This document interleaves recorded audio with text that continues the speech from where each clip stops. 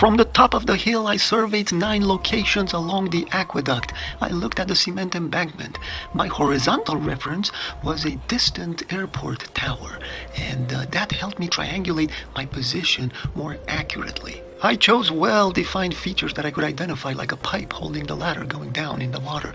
And in rapid succession, I went along and gathered lots of data, so the temperature would be constant. I looked at pipes, and I went all the way out at about 0.5 degree elevation angle from about 7.5 degrees, so a nice spread in angles. But the results were simply disturbing. The measured height along the aqueduct seemed to match the curvature of the earth, but with a slightly steeper curvature, which makes sense because water has to flow downhill. That just blew me away. I said, what in the world? Now I have to adjust some values slightly after looking at the imagery. There is some seismic activity that's present, so I had to record things really quick. But I had to replicate this because I couldn't believe my eyes, so I went back another day. This was an even better data set, very smooth. I was very impressed. It was a clear day, and I thought, this is it. I have to find out what that slope is. So I went to the internet. A quick Google search revealed that the slope of the aqueduct is on average 3 inches per mile. So I went back to my spreadsheet and I tried it out. Here we go. Let's go to the aqueduct slope. Put in 0.25 feet per mile. That's 3 inches per mile. Boom! Look at that. Oh my God, just perfect. I was quite agitated. I said, man, I should have never bought that theodolite. But I'm committed to science, and I was on a mission. And when we're at our lowest, that's when breakthroughs are about to occur. The still small voice whispered, hey, you measured a man-made structure. I thought, yes, that could be it. I don't know why I didn't think of that before. I guess I had heard that surveyors don't really concern themselves with the curvature of the earth because it's in the noise. But that's only for short distance surveying. But long distance like the aqueduct, they have to. But then in desperation, I devised my last experiment. I decided to measure the water level in the aqueduct and walk downstream. This is the first location. And I move it so the water moves a little bit. See that? Like waves there. There you go. And it's 7 feet and 2 inches. It was a beautiful day and the walk seemed to take forever, but I had a lot to think about. How I got started.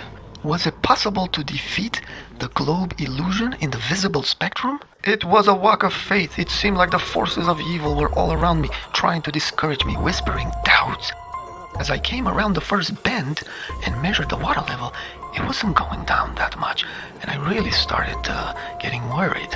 What's going on? But the cement embankment can actually change slightly because there is this phenomena of submersion. I looked it up on the internet. Some of these cement plates, they submerge, or I think it's called subsidence or something like that. So I think, plus they're not exactly perfect where they round off. So the level was about 7.1.5. So I thought, okay, maybe it's sort of going down, but I expected it to start dropping a lot more quick. Moving along, I found a surveying mark, and the numbering kind of spooked me. It seems like I'm being haunted. The more I walked along, the more uncertain I began to get. I wasn't sure what I was going to measure. I was very curious. What would I measure? What's the water level? If the water level is lower, I could understand. If it's about even, it means it's flowing at what they projected, about 3 inches per mile. But if it's higher, and it would have to be higher for the flat earth. And I thought, oh no, just looking at it, I could tell it's not coming up. Maybe it should come up and go over the banks. And by just looking at the aqueduct, that's clearly not the case. There's also algae and deposits along where the water level sits on average. And so it doesn't change much due to, flow rates. And so I thought, yeah, this thing is following exactly the slope of 3 inches per mile. And so I think it is case 2. Almost there. It's the pump house. I'm walking for science, folks. Resignated to defeat, I approached the pump house, wondering what am I going to find.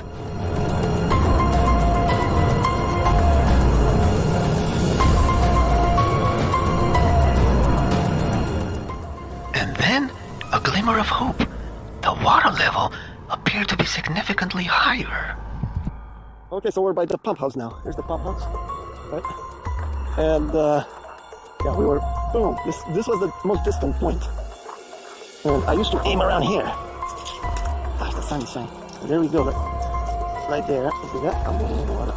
There we go. About 6 feet. Right where the curvature is. See that? About 6 feet. The water level has come up, folks. Case number 1. You win. Unbelievable. A foot and 2 or 3 inches from over there. Yeah, very, very interesting. So yeah, this the cement was surveyed, laid out to follow the curvature of the earth, and the water doesn't care about that. The water is like, you can do whatever you want. I'm obeying the laws of gravity, and there you have it, folks. This is incredible, just incredible. The earth is truly flat.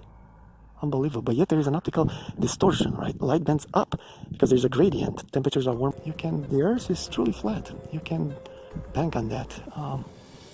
It looks flat at steeper angles, but at shallow angles, not. And they chose to measure the radius of the earth at shallow angles. Bad scientists, bad.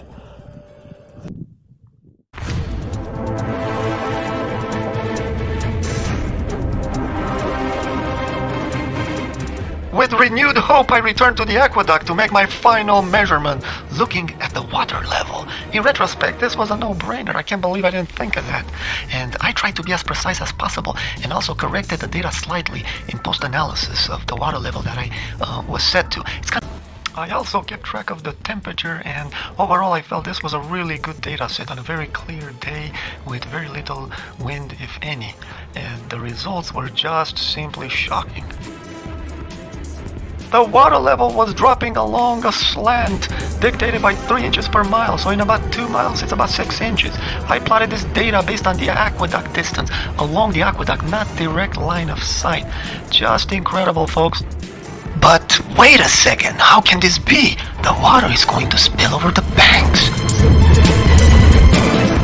They use gates to reduce the waterhead periodically. Just incredible.